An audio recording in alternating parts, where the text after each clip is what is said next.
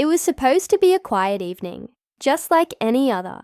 The golden light of the setting sun poured through the windows of our mansion, touching everything with a warmth that felt almost ironic, because what was about to happen would chill my heart forever. My name is Eliza, and I thought I had the perfect life. A loving husband, a beautiful home, and the kind of stability that most women only dream of.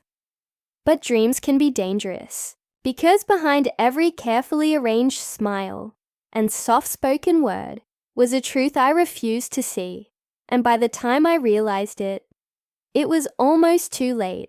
My husband Daniel had always been charming, the kind of man who knew how to say the right thing at the right time. To the world, he was the picture of devotion, a successful businessman, a loyal partner, and someone people naturally respected. I'd trusted him with my heart, my home, my secrets. But beneath that mask of loyalty was a man driven by greed. The truth came out in pieces, slow and painful, like the sting of 1,000 paper cuts. It began with whispers I overheard late at night, strange phone calls he quickly ended when I walked in, and the way he flinched whenever I asked too many questions. I had inherited a fortune from my late father, a man who had built his empire with bare hands and a brilliant mind. He had left it all to me, his only daughter. Daniel had once told me he loved me, not for the money, but for who I was. And I believed him, foolishly, because the day he brought her into our lives, everything shattered. Her name was Vanessa. She came into our home under the pretense of being Daniel's new business consultant. Young, poised, confident, and dangerously beautiful, but I could see it in their eyes. There was something more. At first, I tried to ignore it. I convinced myself I was being paranoid. But then little things started happening. My belongings were moved, my medicine cabinet rearranged. I started feeling lightheaded, dizzy, and weak more often than usual. The house didn't feel like mine anymore. I was being watched, manipulated, and soon I was convinced I was being slowly poisoned. Daniel changed completely. Cold, distant, impatient, he stopped pretending to care. It became clear that his plan was more than just betrayal. It was elimination. If I were gone, everything would be his, the inheritance, the property, the freedom to be with her. Vanessa. They weren't just having an affair, they were planning my end. And just when I thought I'd reached my lowest point, something happened that I never expected. A stranger entered my life. Or maybe a guardian, a prince, not in the fairy tale sense, but in the most unexpected way. His name was Raphael. Mysterious, intense, and nothing like Daniel. We met by accident, or so I thought. I was trying to escape one evening, just for a walk to clear my mind, when a black SUV nearly ran me over outside the estate. Raphael was behind the wheel, and instead of anger, his eyes held concern. That was the first time someone had looked at me like I was human in weeks. He seemed to know more than he let on. He asked questions that felt too personal. He noticed my trembling hands, my pale face, and slowly over the next few days, he started showing up again, at the pharmacy, at the park, once outside my gate. It was like he was watching over me, and I was too desperate to feel safe to question it. Then one night, everything spiraled. Daniel and Vanessa had gone out, or so I thought. I was alone in the house when the power cut out. Silence. Darkness. And then, footsteps. I locked my bedroom door, heart pounding, reaching for my phone, but it was gone. So was the landline. That's when I knew. This was it. The plan was in motion. But before the door could break open, I heard another sound. A crash. A man's voice shouting. A fight. And then, silence again. The door opened, and Raphael stood there, breathing hard, his knuckles bruised. Behind him, the hallway was in disarray, like a storm had passed through. I didn't ask questions. I ran into his arms, and for the first time in what felt like years, I felt safe. But it wasn't over. Not by a long shot. That night, Raphael told me everything. He wasn't just a stranger. He had been sent by someone who once knew my father, a man who suspected that Daniel had married me for the inheritance from the very beginning. Raphael had been watching, waiting, and now he was here to help me fight back. Now it's my turn. I've played the quiet wife for too long. I've cried in silence, suffered in shadows, but not anymore. Raphael and I have a plan, one that Daniel will never see coming. The same woman they tried to break is about to rise, and when I do, there'll be no mercy, because this isn't just about revenge. It's about justice, about reclaiming my life, about making sure that no other woman ever finds herself in the place I stood, powerless and betrayed. So, let the games begin. And if Daniel thought he could bury me quietly, he forgot one thing. Queens don't die easy. Now he'll learn what happens when you try to kill a woman who had nothing left to lose, and someone powerful willing to save her. But what Raphael didn't tell me is that he has secrets of his own, secrets that could change everything again. So before we begin the payback, I need to know, can I really trust the man who saved me? Or is this just another game? Raphael was calm, almost too calm. As I sat beside him in the dim light of his safe house, a quiet cottage on the outskirts of the city, I couldn't shake the feeling that he wasn't telling me everything. I owed him my life, no doubt. But trust doesn't come easy when you've just escaped a husband who tried to have you erased. I watched him carefully as he patched up his knuckles, the cuts still fresh from his fight with the intruder back at my home. His eyes were distant, like someone carrying the weight of more than just my secrets. I need to tell you something, I finally said, my voice trembling. Before Daniel, I wasn't like this. Weak, scared. I used to run my father's company. I was respected. I made real decisions. But after marriage, it all slowly slipped away. I didn't realize I was crying until Raphael gently handed me a tissue, his gaze softening. That's exactly why Daniel chose you, he replied quietly. Not for who you were, but for what you had access to. Your inheritance, your father's legacy. That company wasn't just a business, it's a throne. And Daniel, he wanted to rule. The truth hit me hard. Somewhere deep down, I'd known it, but hearing it out loud broke something in me and also woke something up.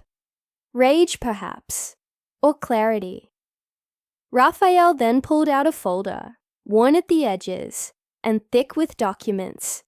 This is everything I've found so far, he said, flipping through photos, financial records, and call logs. Daniel's been planning this for years, even before you got married. He was already close to Vanessa back then. They staged everything. He showed me an image I couldn't believe. Vanessa, standing beside Daniel in a tropical resort, a year before our wedding. So it had all been a lie from the beginning.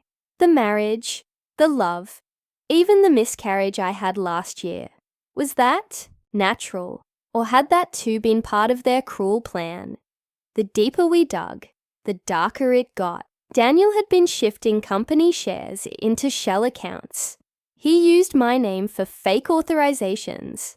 There were bribes, offshore accounts, and false medical reports that claimed I was mentally unstable. I realized that if Raphael hadn't shown up that night, I wouldn't just be gone. I would have been forgotten, erased, labeled as a disturbed woman who took her own life out of paranoia. But Raphael had his own shadows. Over the next few days, I noticed how carefully he chose his words, how he avoided talking about his past. One night, I heard him speaking on the phone in another language, something foreign and urgent. When I asked who he was talking to, he brushed it off. "Old friend, don't worry about it." But I did worry. Because now that my life was hanging in the balance, I had no space for half-truths. The tension between us grew. Part of me wanted to believe he was just protecting me, holding back to keep me safe. But another part feared that maybe Raphael, like Daniel, had his own reasons for helping me. Then came the news that pushed everything to the edge.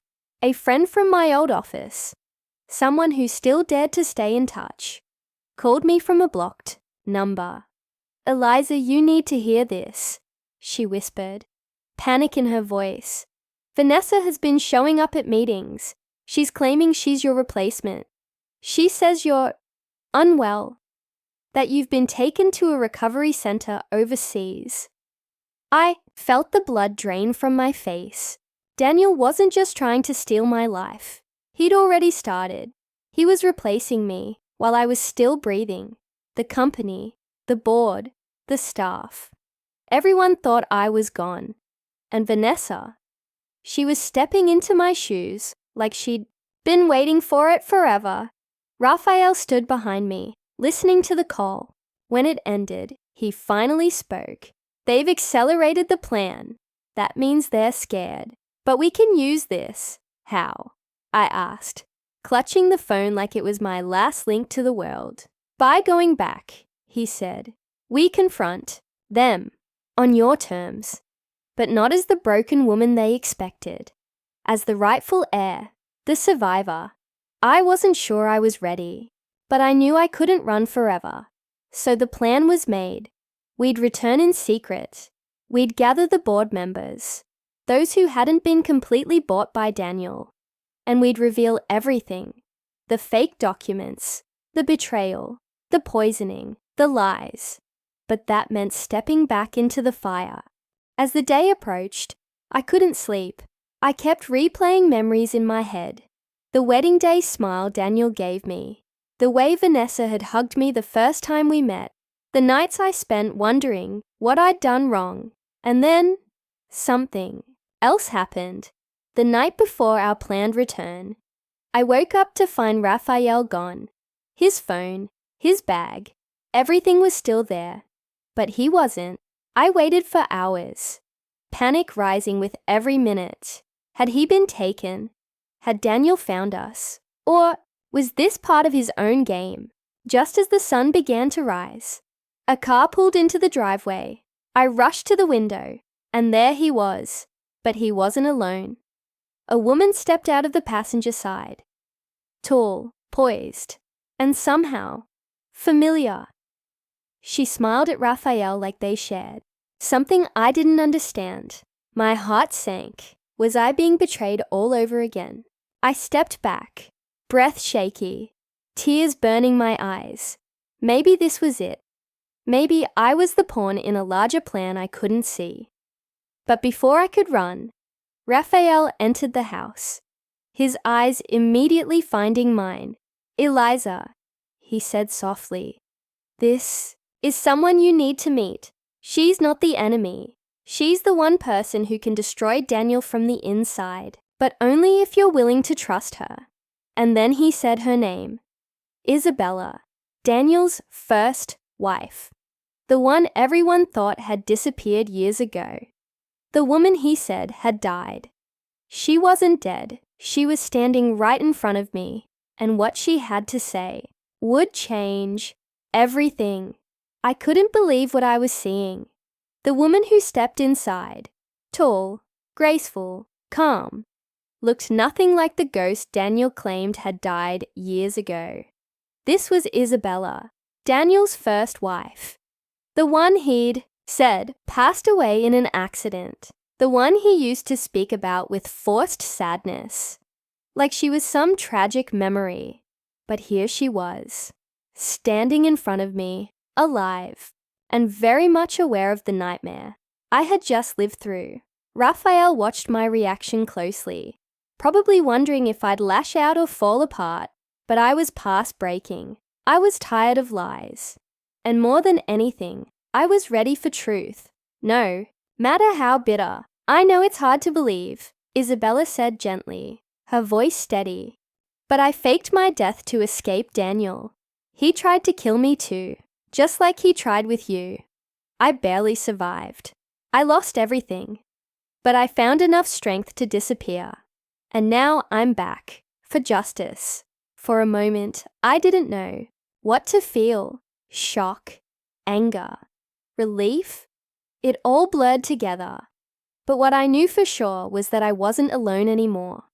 Daniel had done this before. And now there were two of us. Women who'd once trusted him and paid the price. But this time, we had each other, and we had Raphael. With Isabella's help, everything started falling into place.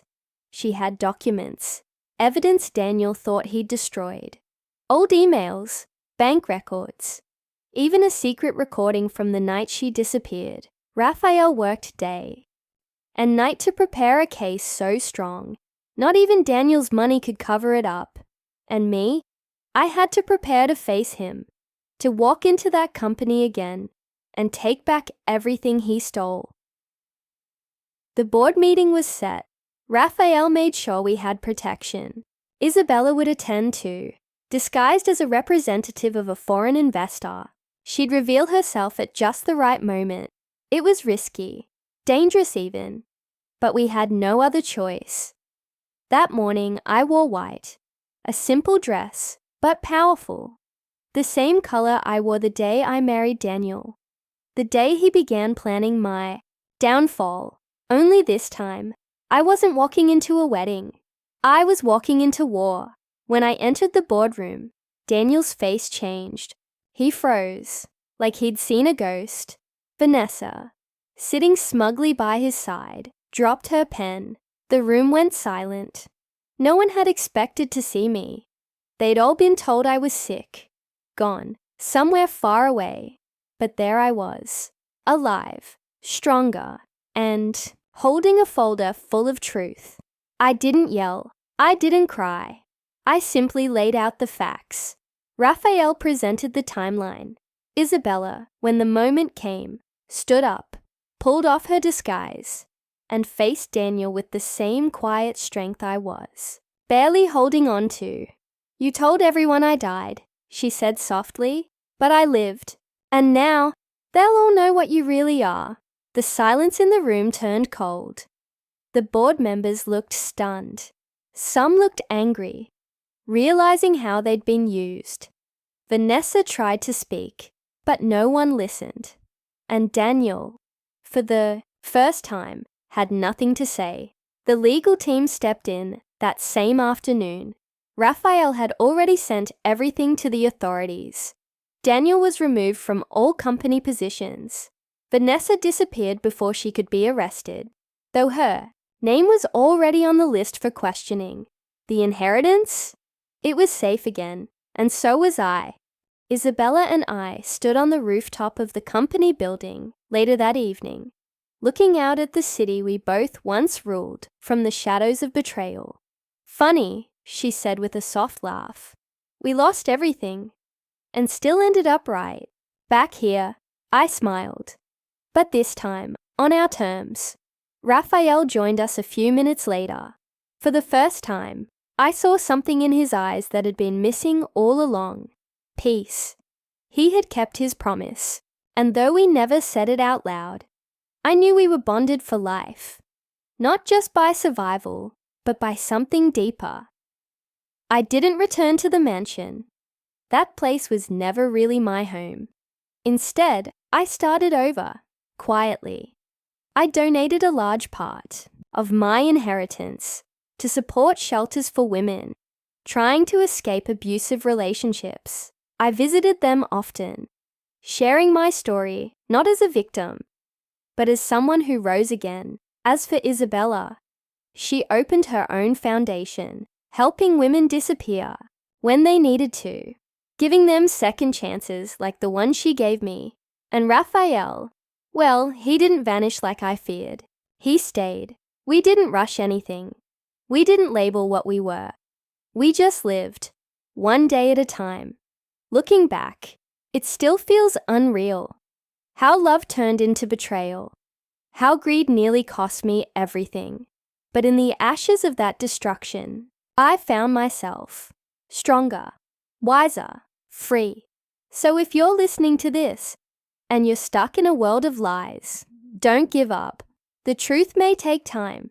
Healing may hurt, but freedom, it's always worth fighting for. Because sometimes the people who tried to bury you forget you were a seed, and now I'm finally blooming.